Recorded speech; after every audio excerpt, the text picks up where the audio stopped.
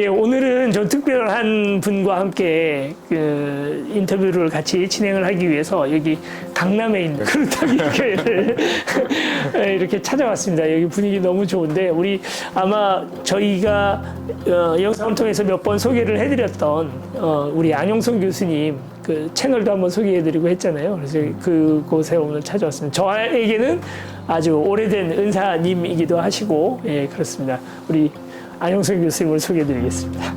안녕하세요.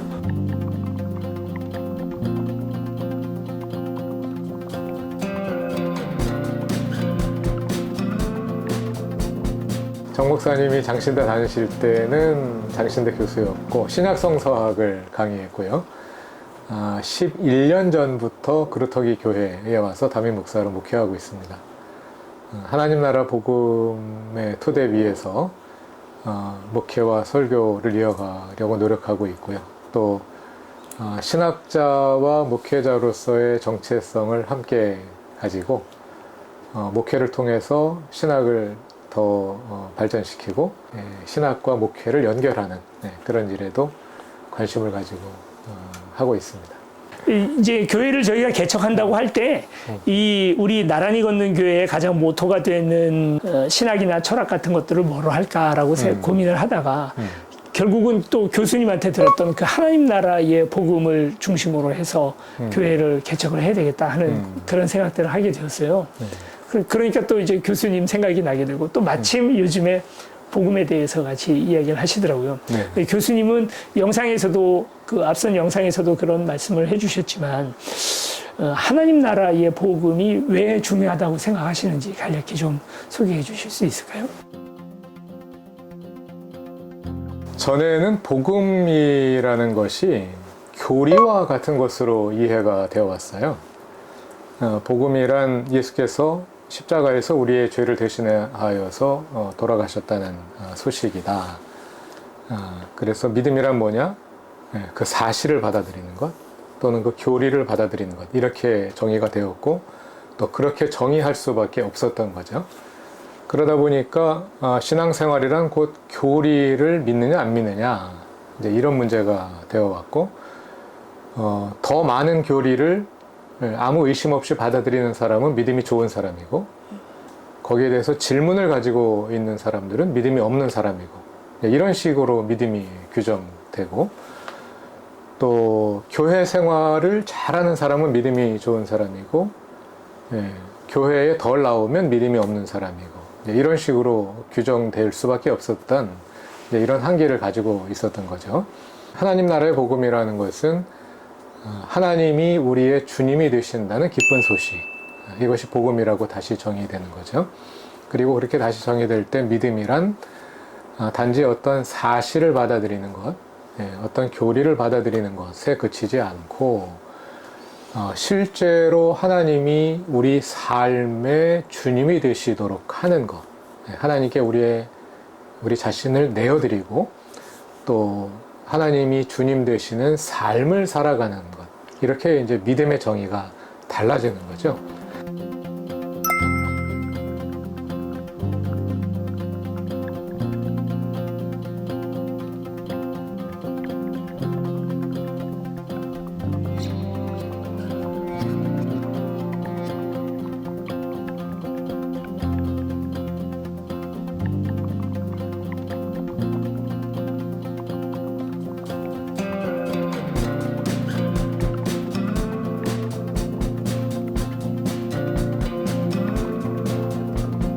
이렇게 됨으로써 그동안 믿음과 삶이 분리될 수밖에 없었던 이제 이런 한계가 자연스럽게 극복된다는 것. 이 점이 하나님 나라 복음의 굉장히 중요한 차원이라고 말할 수가 있고요.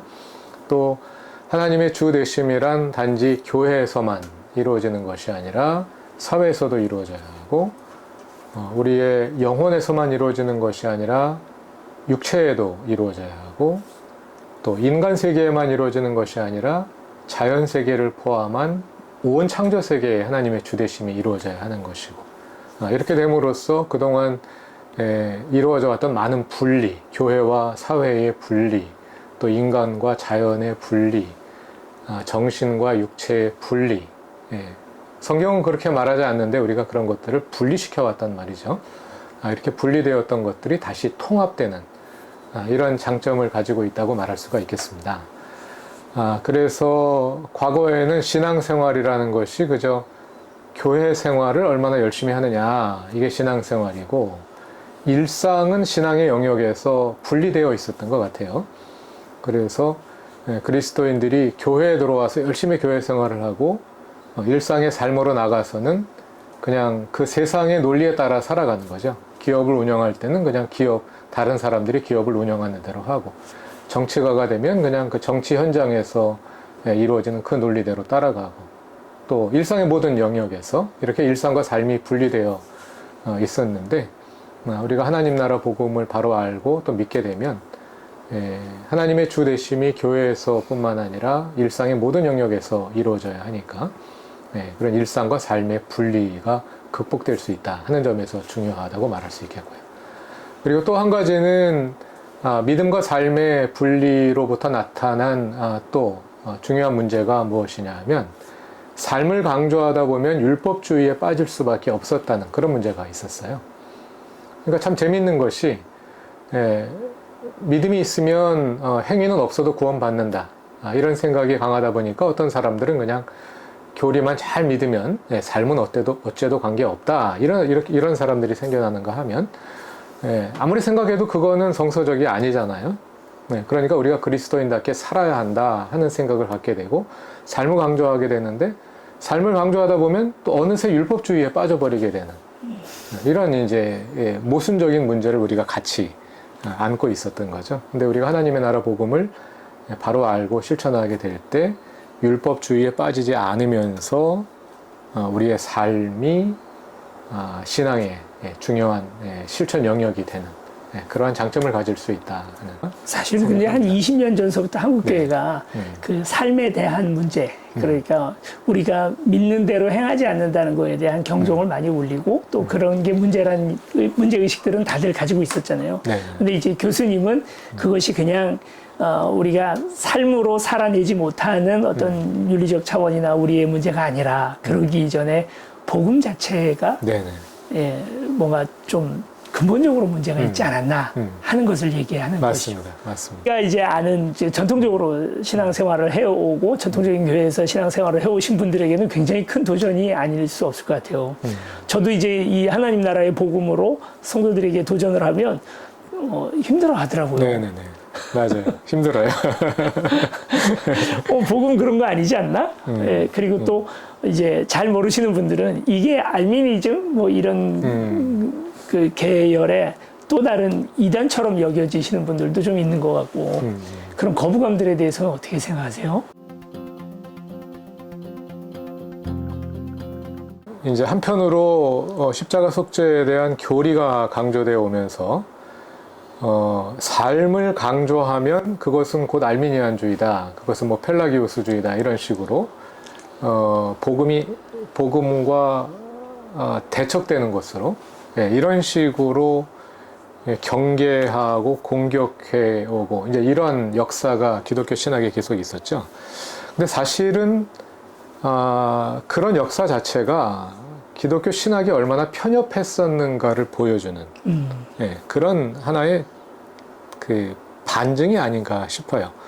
우리가 성경을 읽어보면 행위를 강조하는 말씀들이 너무나 많은데, 뭐 마태복음, 야고보서뿐만 아니라 바울 서신도 그렇거든요. 바울도 행위를 굉장히 강조합니다. 근데 이런 내용들은 성경에 마치 없는 것처럼 덮어두고 읽게 되고, 또 그런 구절들을 뽑아 들고 이 말씀은 어떻게 할 것이냐, 행위가 중요합니다 하고 강조하는 순간 당시에는 행위주의자다, 행위구원론자다, 이런 공격을 받게 돼서 뭐 그냥 잠잠해져야 되고, 성경을 반쪽짜리 책으로 만들어 온 거예요.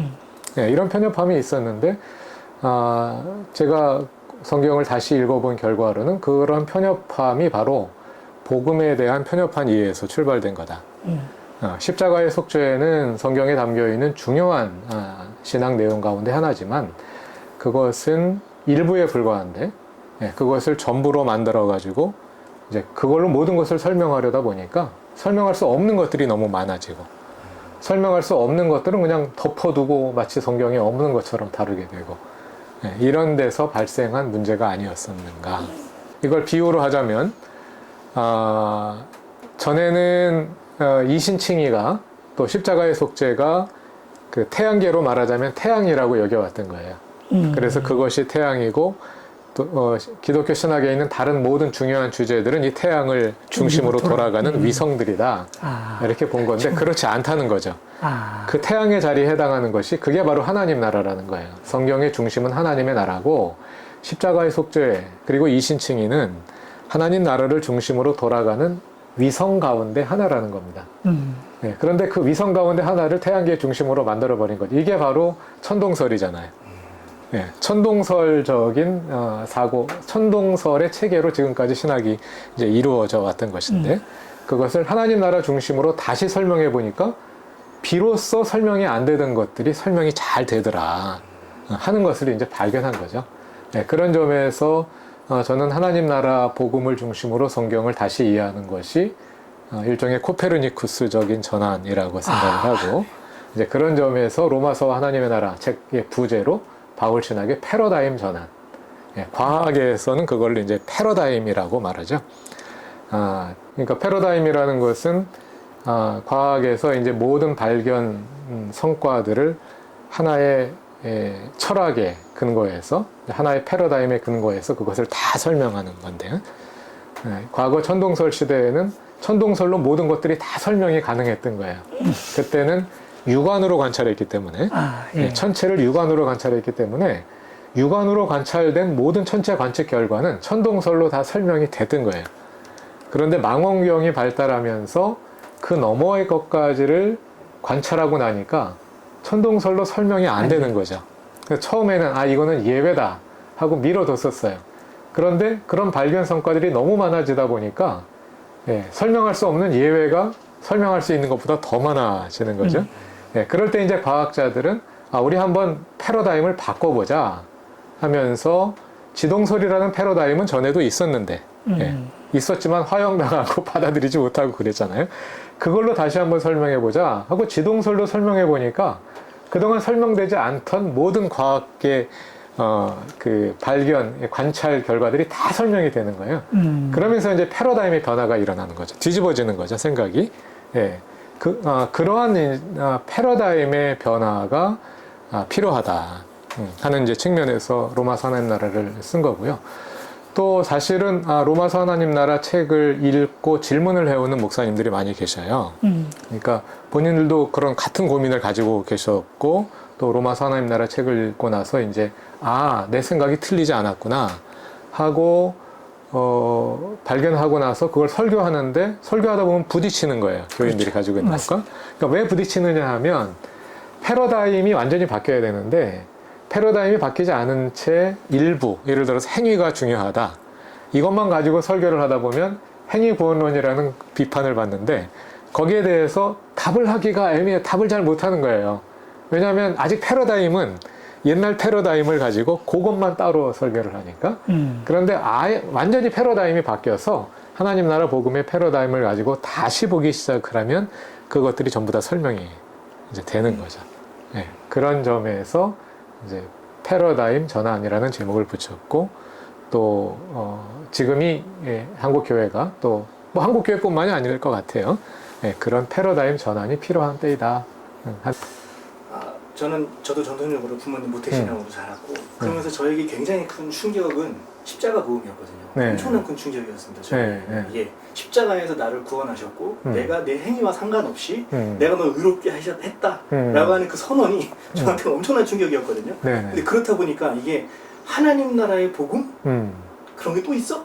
하는 소리를 듣다 보니까 이게 그러면 내가 십자가의 복음이 엄청나게 큰 충격이고 그것이 전부였는데 이게 갈등이 일어나는 것 같아요. 그러니까 이 갈등이 일어나다 보니까 어떤 현상까지 일어나냐면 그냥 회피를 하게 되거나 아니면 회피를 하게 되거나 아니면 저는 그래도 좀 긍정적이어서 그런 성경을 읽다 보니까 진짜 그러네 하고 갔지만 여기에 충격이 있는 사람들은 거부감까지 하고 있다는 거죠. 이런 문제를 교회 안에서 어떻게 해결해 나갈 수 있는지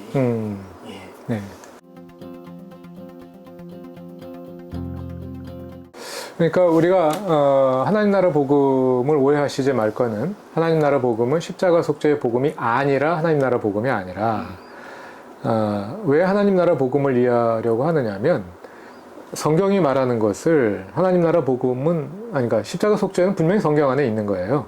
성경 안에 있는 거 굉장히 중요한 건데 성경 안에 있는 일부인데 예, 이것만으로 가지고 얘기하다 보니까 나머지 중요한 것들이 있는데 이걸 설명을 못 해온 거예요. 그동안. 중요한 부분이 비어 있는 거죠. 그래서 사실은 이제 기독교 신학에서 여러 가지 다른 목소리들이 계속해서 나왔잖아요. 그 다른 목소리는 뭐냐면 전통적인 십자가 속죄의 복음으로 설명하지 못한 다른 것들을 설명해 보려고 이제 애를 쓴 거예요. 근데 이게 복음의 틀에서 설명이 안 되니까 복음을 거부하는 방향으로 나타나기도 하고 복음이 아니라 다른 것처럼 이해되기도 하고 이제 그랬는데 이제 그게 아니라 하나님 나라 복음은 성경에 담겨 있는데 십자가의 속죄와 함께 또 중요한 다른 것들도 함께 담아내자. 이거를 함께 다 담아낼 수 있는 그 틀이 뭘까? 그런 점에서 십자가의 속죄를 포함하는 하나님 나라의 복음인 거죠. 그리고 하나님 나라의 복음이 이야기하는 것이 그동안 십자가 속죄의 복음이 이야기하는 것과 크게 다르지 않아요. 하나님 나라 복음에 대해서 잘 듣고 나면 많은 분들이 그거 내가 지금까지 들어온 거랑 별 다를 게 없네. 뭐가 차이나지? 뭐가 차이예요? 이렇게 질문하는 분들이 많단 말이에요. 네, 뭐가 차이예요? 사실상 어떻게 보면 큰 차이가 없다고 말할 수도 있어요. 그런데 지금까지는 신학적으로 설명을 하자면 하나님 십자가 속죄의 복음으로 설명할 수 없는 것들이 있었는데 그동안 이게 다 설명되는 것처럼 우리가 생각을 해왔던 거죠. 네. 그래서 이걸 포함해서 하나님 나라 복음을 이야기하니까 뭐 내가 그동안 알고 있던 것과 크게 다르지 않네. 이제 이런 생각이 있는 거예요. 만약에 이걸 다 알아오셨다면 뭐 그야말로 다르지 않은 거죠. 다르지 않은 내용인데 그거를 더 잘 설명할 수 있도록 설명의 틀을 바꾸는 것에 불과하다. 이렇게 볼 수도 있겠습니다. 그러므로 두려워하실 필요가 없고 성경의 온전성으로 돌아가고자 하는 거니까 성경 밖으로 나가는 것이 아니라 성경이 말하는 것을 다 포괄할 수 있는 좀 더 온전한 설명의 틀이 무엇이냐 하는 질문을 우리가 하는 거니까 결코 두려워하실 필요가 없다. 이런 말씀 드리고 싶습니다.